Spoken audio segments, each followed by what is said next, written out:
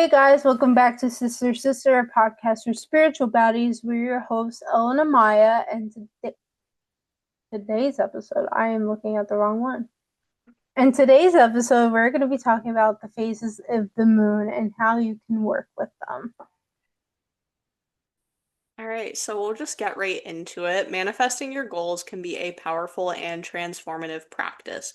Many people turn to the moon's phases to enhance their manifestation efforts. The lunar cycle offers natural rhythms that can align with your intentions, helping you to focus your energy and bring your desires into reality. But let's be real, while the moon has its magic, manifestation is a process. Your most significant desires don't merely arrive overnight, they take time, and you must trust the timing.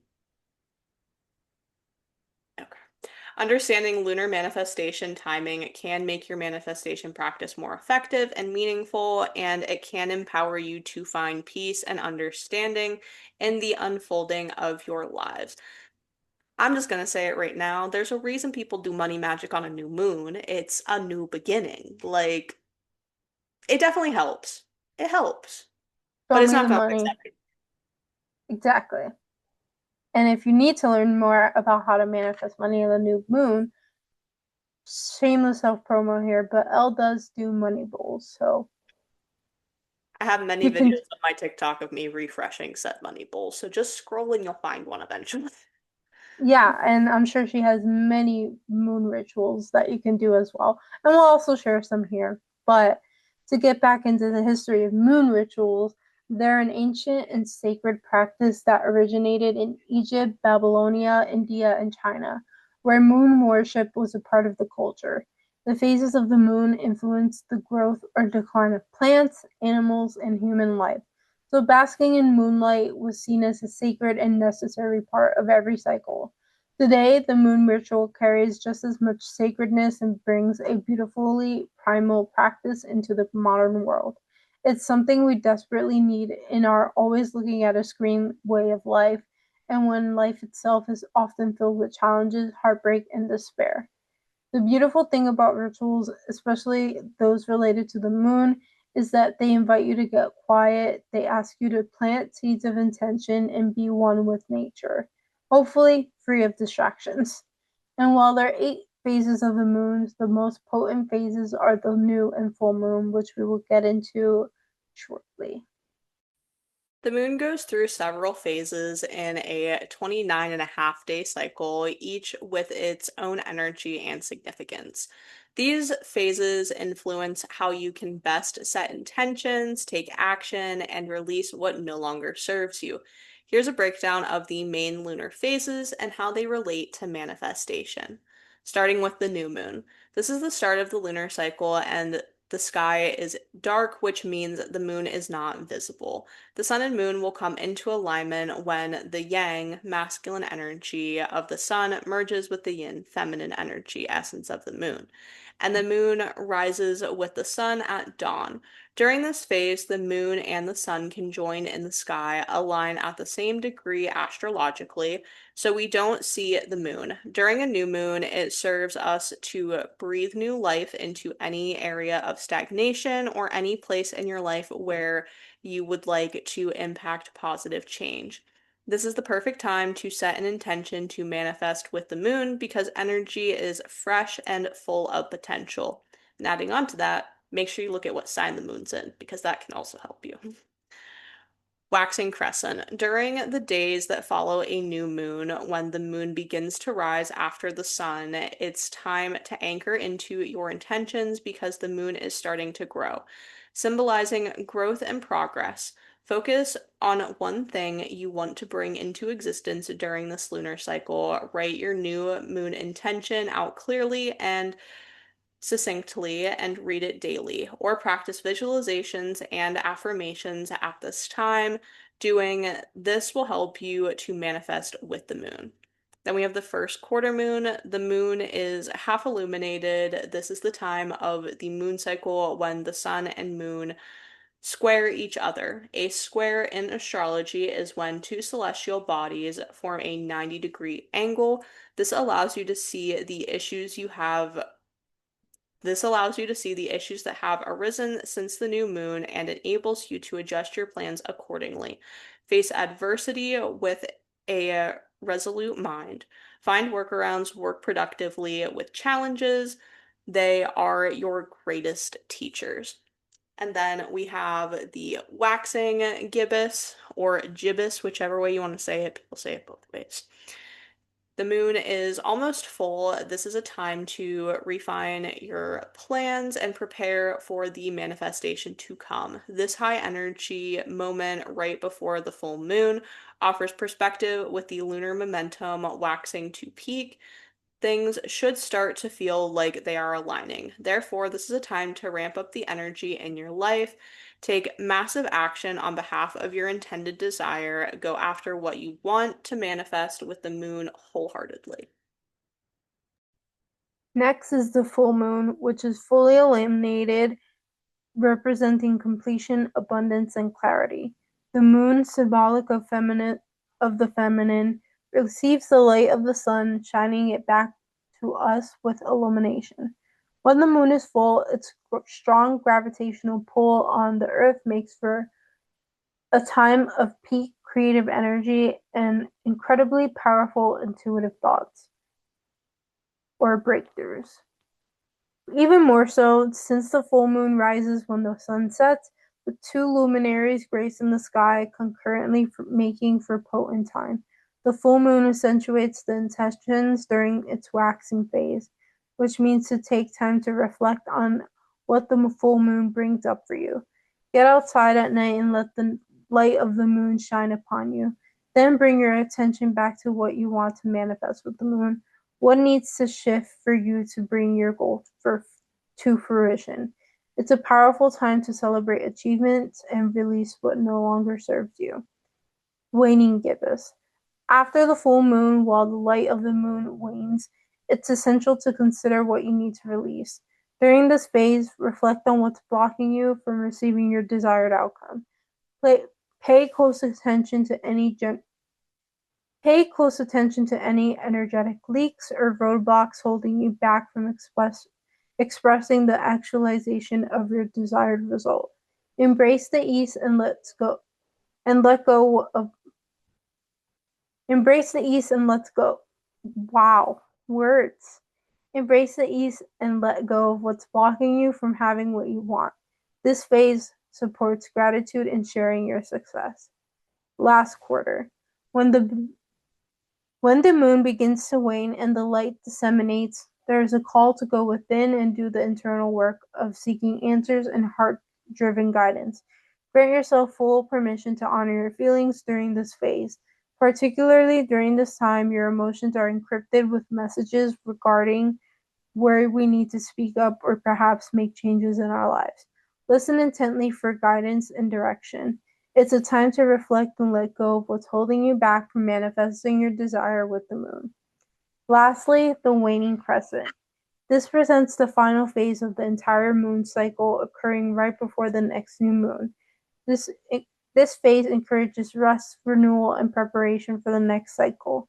That said, it provides an opportunity to reflect on the whole lunar cycle that has passed. What have you learned? What's happened? What hasn't? Reread your new moon intention and evaluate how you've changed since you wrote it. Then consider how you want to get reorganized for the next moon. That being said, each phase offers a unique opportunity to align your manifest. What the fuck are these words right now? I can't even talk. It's so annoying. Each phase offers a unique opportunity to align your manifestation practice with the natural lunar rhythm. And now we're going to get into how lunar manifestation timings align for your. So, to harness the power of the moon, you can tailor your manifestation activities to each phase. Here is a more practical guide to it. So, you're going to set intentions at the new moon. Write down your goals clearly and specifically, use positive language, and visualize your desired outcome. This is the best time to plant the seeds of your dreams. Then you're going to take action during the waxing phases. As the moon grows, so should your efforts. Break your goals into manageable steps and work steadily towards them. Evaluate and adjust at the first quarter. Check your progress and make necessary changes. This phase is perfect for problem solving and staying committed. Prepare for manifestation at the waxing gibbous. Focus on fine tuning your plans. Wow. Focus on fine-tuning your plans, avoid starting new projects, instead concentrate on completing what you've begun. Celebrate and release at the full moon. Acknowledge your achievements and express gratitude. Let go of doubts, fears, or anything blocking your progress. Reflect and rest during the waning phases. Use this time to recharge and reflect on lessons learned. Prepare mentally and emotionally for the next cycle. By syncing your manifestation practices with these lunar phases, you can create a natural flow that supports your goals. So, when is the best time to manifest? Let's start with the fact that it all depends on what it is you're going to be manifesting. According to this article that we did use to pull some of the research, this practitioner says that timing your manifestation practice during the day or night can influence its effectiveness. However, it's important to note that each have unique benefits depending on your personal rhythm as a person and the lunar phase. The morning is ideal for setting intentions and starting your day with a positive mindset. It energizes you and helps you stay focused throughout the day. Morning rituals can include meditation, affirmations, or writing your goals. At night, especially under the moonlight, you can deepen your connection to the lunar energy.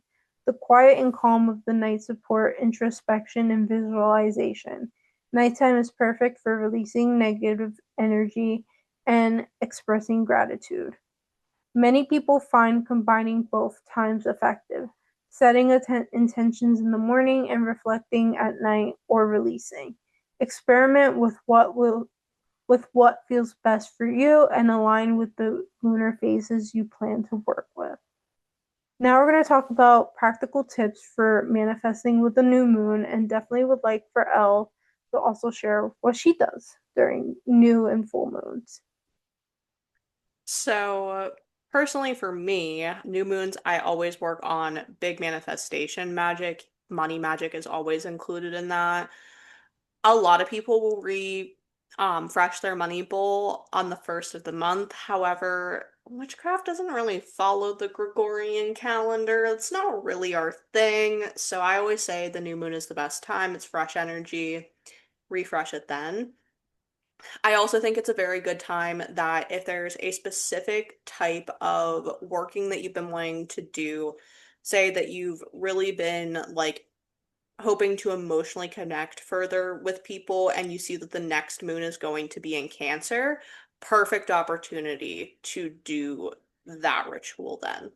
Now, for the full moon, I mostly focus on releasing. I actually host full moon rituals at my shop like once a quarter. And pretty much anything that you don't want in your life anymore, anything that you're trying to get rid of, write all of that down on a piece of paper and burn it under the full moon. Just burn it. I mean, witchcraft is always better with a little bit of fire, in my personal experience. So just like release it, get it gone. It's done. Goodbye.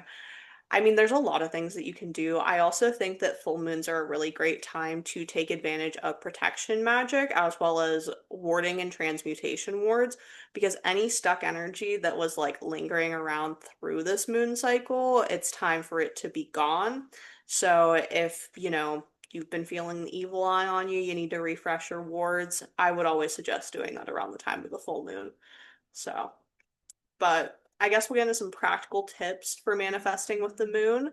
So, to make the most of your lunar manifestation timings, consider these actionable tips. The first is to create a manifestation journal, which you can track intentions, progress, and reflections through each lunar cycle. This helps you to stay organized and mindful. Shameless self promotion. I create a manifestation journal. It has enough pages in it for 3 months. And you very easily, because it allows you to put in your own dates, you could use it in alignment with the moon cycles. The next is to use a moon phase calendar. So keep a calendar handy to know exactly when each moon phase occurs. This allows you to plan your manifestation activities accordingly. Simple rituals like lighting candles, meditating, or using crystals can enhance your focus and energy. Manifestation is a practice. Regularly aligning with the moon's phases builds momentum and deepens your connection. You can find free moon phase calendars that you can actually download onto your Google or Apple Calendar on pretty much every major astrology website for the most part. I know Cafe Astrology has one and I have it downloaded onto my Google Calendar. So if you didn't know, you know. And then be patient and trust the process. Manifestation takes time. Trust that your efforts combined with lunar energy will bring results in due course. By integrating these tips, you can create a powerful and sustainable manifestation routine. So, I guess, Amaya, you're going to talk about some of the best times to manifest. Yes, and I know you previously touched on this before, but I think echoing what Elle said, it's probably best to do it during the new moon because it's new, fresh energy, whereas the full moon is a time for releasing and letting go of what no longer serves you. I definitely think it's a time of introspection, whereas the new moon, you want to use this time to evaluate what it is you're wanting to bring into your life and, taking the steps to get there. And going back to what Elle had said about focusing on certain points of the lunar cycle to update your wards or refresh what you want to be manifesting, I think it kind of all falls in line as we've discussed previously. So, that being said, definitely wanted to close this out by saying that tuning into the lunar cycle and using lunar manifestation timing would be really helpful to your practice as you'll be able to manifest what you're looking for with clarity and purpose. So, definitely encourage you to look into it. Definitely check out all of Elle's resources in her shop. That is chaoticrystalchickco.com. Shameless self promo, but Elle, I would say, is a classified expert at these things, in my personal opinion, and has a lot of resources. Also, check out her TikTok as well. That is also Chaotic Crystal Chick, I believe. Um, and TikTok, Instagram, whatever, Facebook even, she's on there too. But she does really helpful tips, tricks, insights, and even does some cool live sales themed around these cycles. So, all to help you bring out the best and what you're looking for. So, yeah, Also, let's if get, you're yeah, wanting to learn how to do a money bowl and you feel like you can't like gather all of the things that you would need, I also sell kits for that in my shop. So they're pretty affordable too. They're 14 bucks and you get three full-size crystals in them along with everything you need to do the actual money bowl. So if it makes you guys feel better, I only buy from Elle. I don't go anywhere else. She has what I need. So she is, and truthfully, your shop is one of the very few that I've seen that carries a lot of different, like, general open practice items that any witch or wizard or spiritualist can use for their practice. So there's something for everyone. I don't know that you'll be at any open or not open, but any shows soon. But definitely check out her website, her Facebook, her Instagram, her TikTok, and live sales and stuff. time that this will be airing, my next show will be Labor Day weekend. So about a month out, and that'll be in Bucks County, PA, in Doylestown at the Bucks County Ren Fair. I still haven't heard back about the fair that I might be doing in September/October. Still waiting. So potentially something else in the works, but I definitely will be at Bucks County. I already signed my contract and everything, so I will And be there. that's around Elle's birthday. So remember that if you see her, say happy birthday. But All that being said, be sure to check out her shop. We can link that in our description as well. Although, if you're not already following Elle on social media in her shop, then are you even our friends? Like, come on now. Anyway, let's get right into tarot time.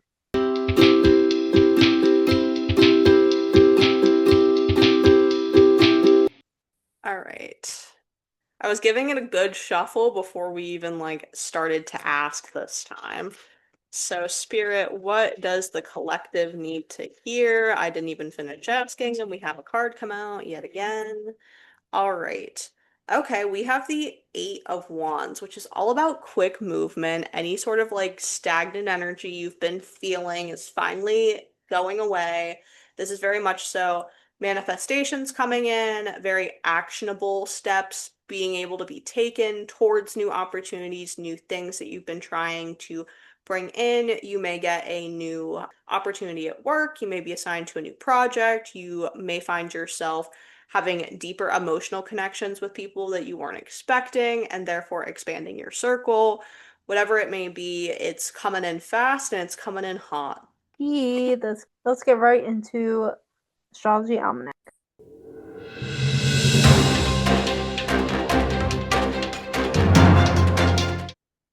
This week is a lot less eventful than last week, so there are only a few transits to go through. On August 3rd, Chiron will go retrograde in Taurus. The wounded healer in retrograde is a time to practice self-compassion and self-love. You should take some time to forgive yourself and move forward in loving energy rather than in shame or guilt. Then on the 6th, Venus enters Libra, which is my Venus sign. This is the time to feel romance and whimsy come to life. Venus feels right at home in the sign of Libra, leading you towards love, compassion, balance, and justice. It always hits every single time. Honestly, like, what do we even have to say other than it's always on point?